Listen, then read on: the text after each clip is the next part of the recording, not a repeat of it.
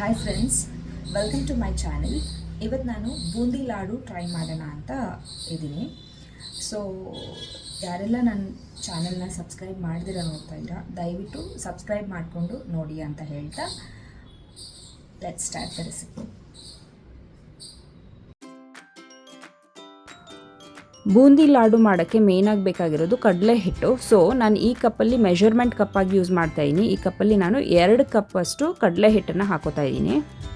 ನಾವು ಯಾವ್ದು ಕಪ್ಪಾದರೂ ತೊಗೋಬೋದು, ಬಟ್ ಅದೇ ಕಪ್ಪಲ್ಲೇ ನಾವು ಎಲ್ಲ ಇಂಗ್ರೀಡಿಯೆಂಟ್ಸನ್ನು ಮೆಷರ್ ಮಾಡಿ ತೊಗೋಬೇಕಾಗತ್ತೆ.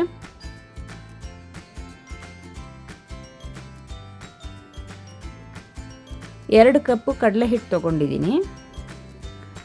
ಅದೇ ಕಪ್ಪಲ್ಲಿ ನೀರನ್ನು ಸಹ ಅಳತೆ ಮಾಡಿ ತಗೋಬೇಕಾಗತ್ತೆ. ಬ್ಯಾಕ್ಗ್ರೌಂಡಲ್ಲಿ ಸ್ವಲ್ಪ ಡಿಸ್ಟರ್ಬೆನ್ಸ್ ಇರೋದ್ರಿಂದ ನಾನು ಈ ವಿಡಿಯೋನ ವಾಯ್ಸ್ ಓವರ್ ಮಾಡ್ತಾ ಇದ್ದೀನಿ.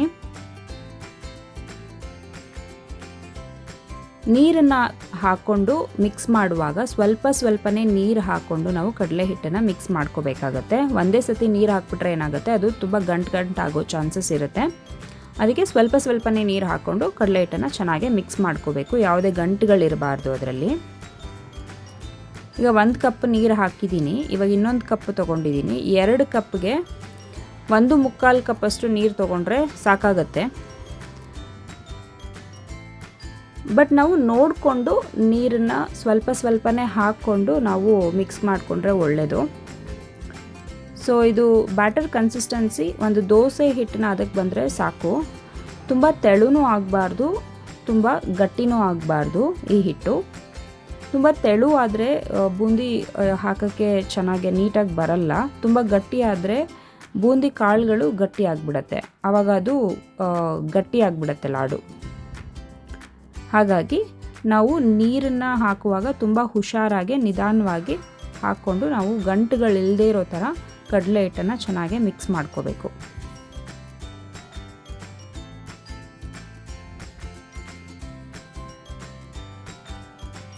ನೋಡಿ, ಇವಾಗ ಇದು ಚೆನ್ನಾಗಿ ಮಿಕ್ಸ್ ಆಗಿದೆ. ಮತ್ತು ಕನ್ಸಿಸ್ಟೆನ್ಸಿನೂ ಸಹ ಈ ಹದಕ್ಕೆ ಇರಬೇಕು. ಈ ಹದ ಬಂದರೆ ಸಾಕು.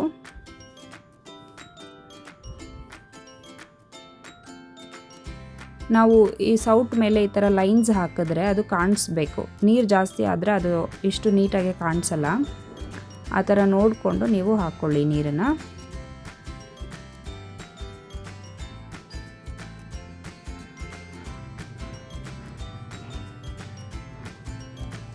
ಈಗ ಬಾಣಲಿನ ಒಲೆ ಮೇಲಿಟ್ಟು ಅದು ಸ್ವಲ್ಪ ಬಿಸಿ ಆದಮೇಲೆ ಎಣ್ಣೆ ಹಾಕೋತಾ ಇದ್ದೀನಿ. ನಾನಿಲ್ಲಿ ಸ್ವಲ್ಪನೇ ಎಣ್ಣೆ ಹಾಕೋತಾ ಇದ್ದೀನಿ. ನಾವು ಎಣ್ಣೆ ಎಷ್ಟು ಬೇಕೋ ಕರಿಯೋಕ್ಕೆ, ನಮಗೆ ಬೂಂದಿ ಕರಿಯೋಕ್ಕೆ ಅಷ್ಟು ಹಾಕ್ಕೊಂಡ್ರೆ ಸಾಕು. ಲಾಡು ಮಾಡೋಕ್ಕೆ ನಾನು ಯಾವುದೇ ರೀತಿ ಕಲರ್ನ ಯೂಸ್ ಮಾಡ್ತಾ ಇಲ್ಲ. ಶಾಪ್ಗಳಲ್ಲಿ ಅವರು ಕಲರ್ ಯೂಸ್ ಮಾಡ್ತಾರೆ. ಅದ್ರ ಬದಲಾಗಿ ನಾವು ಅರಿಶಿನ ಹಾಕೋಬೋದು, ಅದು ಕೂಡ ಕಲರ್ ಕೊಡುತ್ತೆ. ಸೊ ಇಲ್ಲಿ ನಾನು ಒಂದು 1/4 ಚಮಚದಷ್ಟು ಅರಿಶಿನ ಹಾಕೋತಾ ಇದ್ದೀನಿ. ಮತ್ತು ಸ್ವಲ್ಪ ಸೋಡಾ ಹಾಕ್ತಾಯಿದ್ದೀನಿ.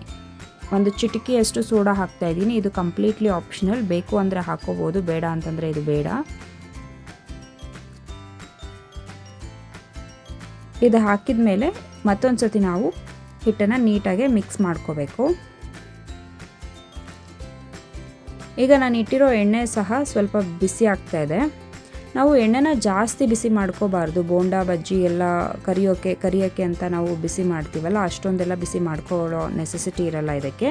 ಎಣ್ಣೆ ಸ್ವಲ್ಪ ಕಾದರೆ ಸಾಕು. ಮತ್ತು ಉರಿ ಕೂಡ ಕಡಿಮೆ ಇಟ್ಟಿರಬೇಕು, ಸಿಮ್ಮಲ್ಲಿ ಇಟ್ಟಿರಬೇಕು ಯಾವಾಗಲೂ ಉರಿ. ಯಾಕೆಂತಂದರೆ ಜಾಸ್ತಿ ಉರಿ ಆದರೆ, ಎಣ್ಣೆ ಜಾಸ್ತಿ ಬಿಸಿ ಆದರೆ ಬೂಂದಿ ಬೇಗ ಸೀದೋಗ್ಬಿಡತ್ತೆ.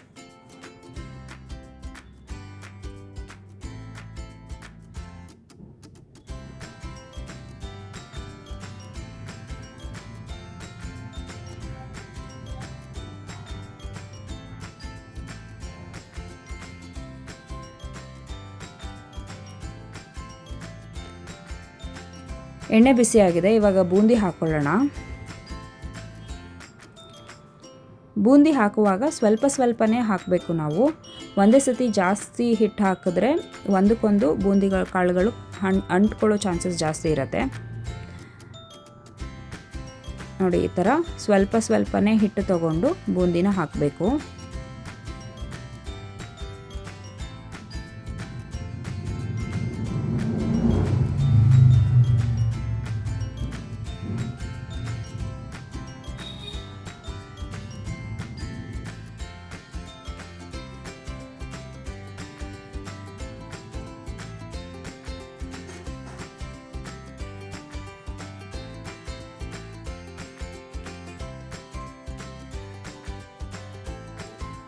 ಬೂಂದಿ ಹಾಕಿದ ಮೇಲೆ ಒಂದು ಸ್ವಲ್ಪ ಹೊತ್ತು ಕಾಳು ಬೇಯೋವರೆಗೂ ಸ್ವಲ್ಪ ವೆಯ್ಟ್ ಮಾಡಬೇಕು.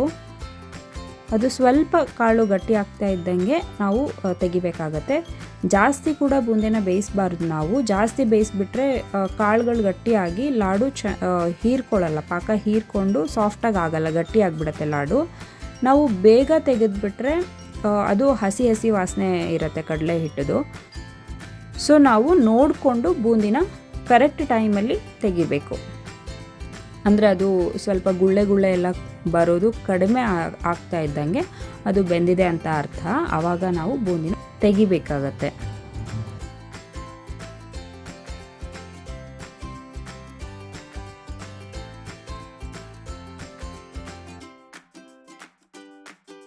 ಇದೇ ಥರ ನಾವು ಮಾಡ್ಕೊಂಡಿರೋ ಹಿಟ್ಟನ್ನೆಲ್ಲ ಎಣ್ಣೆಯಲ್ಲಿ ಹಾಕಿ ಬೂಂದಿ ಮಾಡಿಕೊಂಡು ರೆಡಿ ಮಾಡಿ ಇಟ್ಕೋಬೇಕು. ಸ್ವಲ್ಪ ನಿಧಾನವಾಗಿ ಮಾಡಿದ್ರೇ ಇದು ಚೆನ್ನಾಗಿ ಬರೋದು.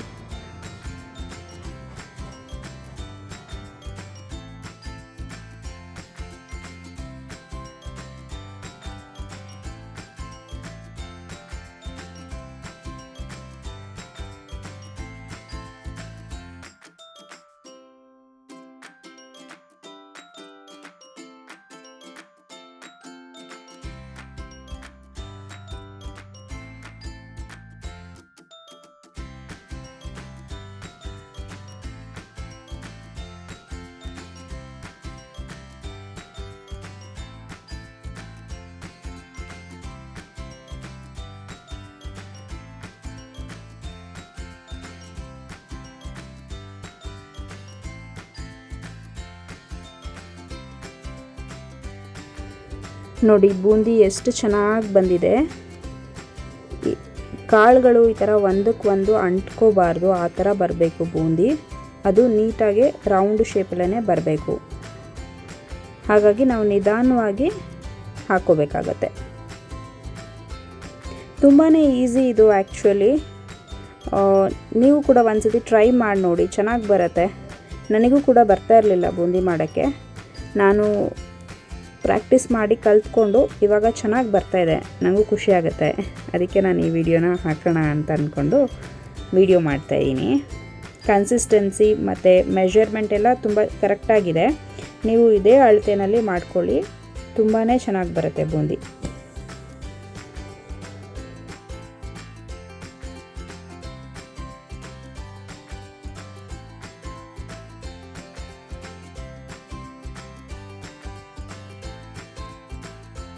ಆ್ಯಕ್ಚುಲಿ ಎಲ್ಲ ಅಡುಗೆಗಳು ತುಂಬ ಈಸಿ ಅನಿಸುತ್ತೆ ಯಾವಾಗ ಅಂತಂದರೆ ನಾವು ಇಂಟ್ರೆಸ್ಟಿಂದ ಮಾಡಿದಾಗ.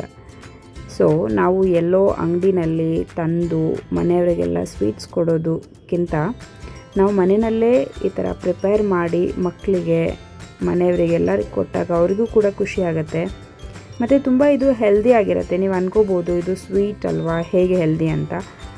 ನಾವು ಹೊರಗಡೆ ತಂದು ತಿನ್ನೋದಕ್ಕಿಂತ ಈ ಥರ ಮನೇಲಿ ಮಾಡಿಕೊಂಡು ತಿನ್ನೋದು ಕಂಪ್ಯಾರಿಟಿವ್ಲಿ ಹೆಲ್ದಿ ನನ್ನ ಪ್ರಕಾರ.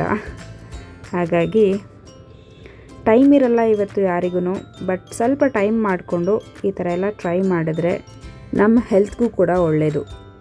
ನೋಡಿ ಬೂಂದಿ ಎಷ್ಟು ಚೆನ್ನಾಗಿ ಬಂದಿದೆ.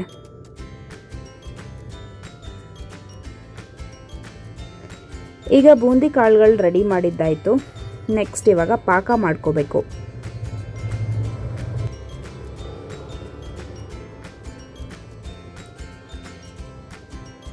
ಪಾಕ ಮಾಡ್ಕೊಳ್ಳೋಕ್ಕೂ ಮುಂಚೆ ನಾವು ಮಾಡ್ಕೊಂಡಿರೋ ಬೂಂದಿಯಲ್ಲಿ ಒಂದು ಕಾಲು ಭಾಗದಷ್ಟು ಮಿಕ್ಸಿಗೆ ಹಾಕಿ ಪುಡಿ ಮಾಡ್ಕೋಬೇಕು. ಏಕೆಂದರೆ ಉಂಡೆ ಕಟ್ಟೋಕ್ಕೆ ಇದು ತುಂಬ ಚೆನ್ನಾಗಿರುತ್ತೆ. ಸೊ ನಾನು ಮಾಡಿರೋದ್ರಲ್ಲಿ ಸ್ವಲ್ಪ ಸ್ವಲ್ಪ ಅಂಟ್ಕೊಂಡಿರುವಂತಹ ಬೂಂದಿ ಕಾಳುಗಳನ್ನ ಎತ್ಕೊಂಡು ನಾನು ಪುಡಿ ಮಾಡ್ಕೊತಾ ಇದ್ದೀನಿ.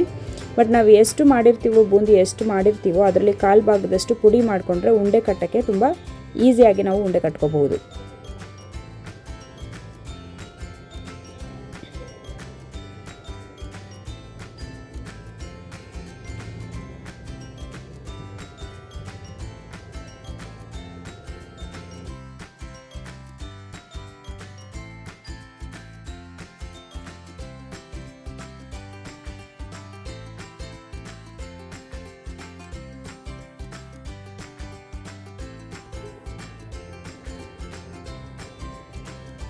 ನೋಡಿ ಈ ಥರ ಪುಡಿ ಮಾಡಿಕೊಂಡು ಬೂಂದಿಯಲ್ಲಿ ಮಿಕ್ಸ್ ಮಾಡ್ಕೋಬೇಕು. ಈಗ ಪಾಕ ಮಾಡೋಕ್ಕೆ ಇಟ್ಟಿದ್ದೀನಿ ನಾನು. ನಾವು ಯಾವ ಕಪ್ಪಲ್ಲಿ ಕಡಲೆ ಹಿಟ್ಟು ತೊಗೊಂಡು ಅದೇ ಕಪ್ಪಲ್ಲಿ ನಾವು ಸಕ್ಕರೆನ ತೊಗೋಬೇಕು. ಕಡಲೆ ಹಿಟ್ಟು ಮತ್ತು ಸಕ್ಕರೆ ಒಂದೇ ಮೆಷರ್ಮೆಂಟ್ ಇರಬೇಕು. ನಾನಿಲ್ಲಿ 2 ಕಪ್ಪು ಕಡಲೆ ಹಿಟ್ಟು ತೊಗೊಂಡಿರೋದ್ರಿಂದ 2 ಕಪ್ಪು ಸಕ್ಕರೆ ಹಾಕ್ಕೊಂಡು ಅದಕ್ಕೆ 1 ಕಪ್ಪಷ್ಟು ನೀರು ಹಾಕ್ಕೊಂಡು ಪಾಕ ಮಾಡೋಕ್ಕಿಟ್ಟಿದ್ದೀನಿ. ಆ್ಯಕ್ಚುಲಿ ಅದ್ರದ್ದು ವಿಡಿಯೋ ಸ್ವಲ್ಪ ಮಿಸ್ ಆಗಿದೆ ನೋಡಿ. ಈ ಥರ ಪಾಕ ಬರಬೇಕು, ಒಂದೆಳೆ ಪಾಕ ಬರಬೇಕು. ಆ್ಯಕ್ಚುಲಿ ಇವಾಗ ಒಂದೆಳೆ ಪಾಕ ಬರ್ತಾ ಇದೆ ಇಲ್ಲಿ ಸ್ವಲ್ಪ ಸ್ವಲ್ಪ. ಸೊ ಇದನ್ನು ನಾವು ಮಿಕ್ಸ್ ಮಾಡ್ಕೋಬಹುದು. ಈಗ ಒಂದೆಳೆ ಪಾಕ ಬರಬೇಕು, ಅದಕ್ಕಿಂತ ಜಾಸ್ತಿ ಗಟ್ಟಿ ಆದರೆ ಪಾಕ ಆಮೇಲೆ ಬೂಂದಿ ಗಟ್ಟಿ ಆಗಿಬಿಡುತ್ತೆ. ಸೊ ಇವಾಗ ಇದು ಬರ್ತಾ ಇದೆ ಪಾಕ, ಹಾಗಾಗಿ ನಾನು ಇದನ್ನು ಮಿಕ್ಸ್ ಮಾಡ್ಕೊತಾ ಇದ್ದೀನಿ. ಬೂಂದಿನ ಪಾಕದಲ್ಲಿ ಹಾಕಿ ಮಿಕ್ಸ್ ಮಾಡ್ತಾ ಇದ್ದೀನಿ.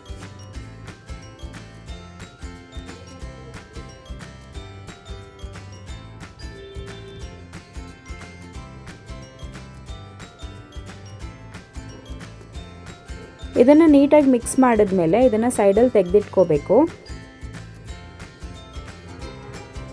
ಸೈಡಲ್ಲಿ ತೆಗೆದಿಟ್ಕೊಂಡು ನಾನು ಒಂದು ಸಣ್ಣ ಪ್ಯಾನನ್ನು ಬಿಸಿಯಾಗಕ್ಕೆ ಇಟ್ಟಿದ್ದೀನಿ.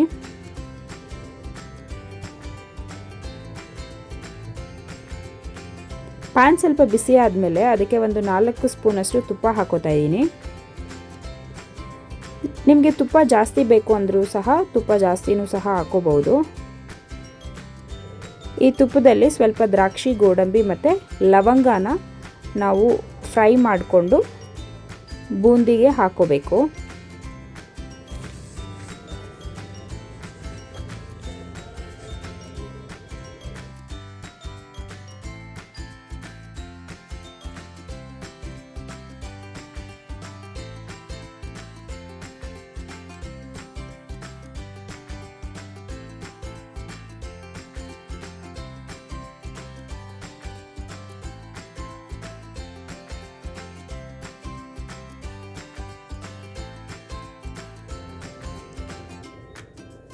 ಇದಕ್ಕೆ ಒಂದು 2 ಟೀ ಸ್ಪೂನಷ್ಟು ಏಲಕ್ಕಿ ಪುಡಿ ಹಾಕೋತಾ ಇದ್ದೀನಿ.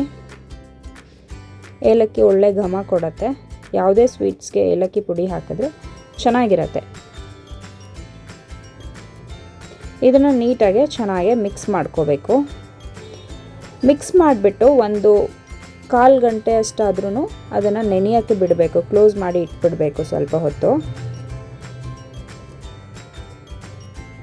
ಆವಾಗ ಬೂಂದಿ ಪಾಕನ ಚೆನ್ನಾಗಿ ಹೀರ್ಕೊಳ್ಳುತ್ತೆ.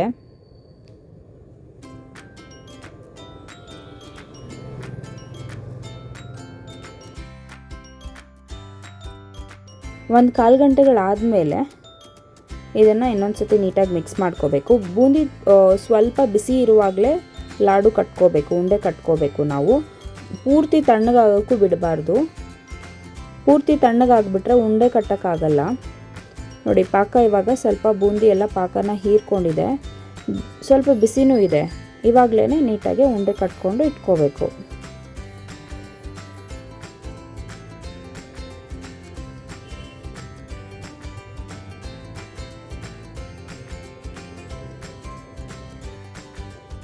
ಈ ಥರ ಬಿಸಿನಲ್ಲೇ ಎಲ್ಲ ಉಂಡೆಗಳು ಮಾಡಿಟ್ಕೊಂಡ್ರೆ ಬೂಂದಿ ಲಾಡು ತುಂಬ ಟೇಸ್ಟಿಯಾದಂತಹ ರುಚಿಯಾದಂತಹ ಬೂಂದಿ ಲಾಡು ರೆಡಿ ಆಗುತ್ತೆ.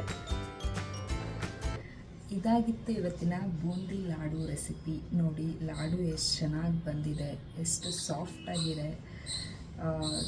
ತಿಂತಾ ಇದ್ರೆ ಇನ್ನೂ ತಿನ್ನೋಣ ಅನಿಸುತ್ತೆ.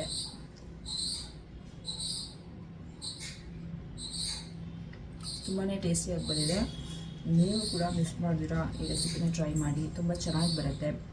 ಹಬ್ಬಗಳಲ್ಲಿ ಯಾರು ಫ್ರೆಂಡ್ಸ್ ಮನೆಗೆ ಬಂದರೆ ಈ ರೆಸಿಪಿನ ಮಾಡ್ಕೊಳ್ಬೋದು. ಈ ವಿಡಿಯೋ ನಿಮಗೆ ಇಷ್ಟ ಆಗಿದ್ದರೆ ಸಬ್ಸ್ಕ್ರೈಬ್ ಮಾಡಿ, ಶೇರ್ ಮಾಡಿ, ಲೈಕ್ ಮಾಡಿ ಅಂತ ಹೇಳ್ತಾ ನಾನು ನೆಕ್ಸ್ಟ್ ವಿಡಿಯೋದಲ್ಲಿ ನೆಕ್ಸ್ಟ್ ಹೊಸ ರೆಸಿಪಿ ಜೊತೆ ನಿಮಗೆ ಸಿಗ್ತೀನಿ. ಅಲ್ಲಿವರೆಗೂ ಟೇಕ್ ಕೇರ್, ಬಾಯ್ ಬಾಯ್.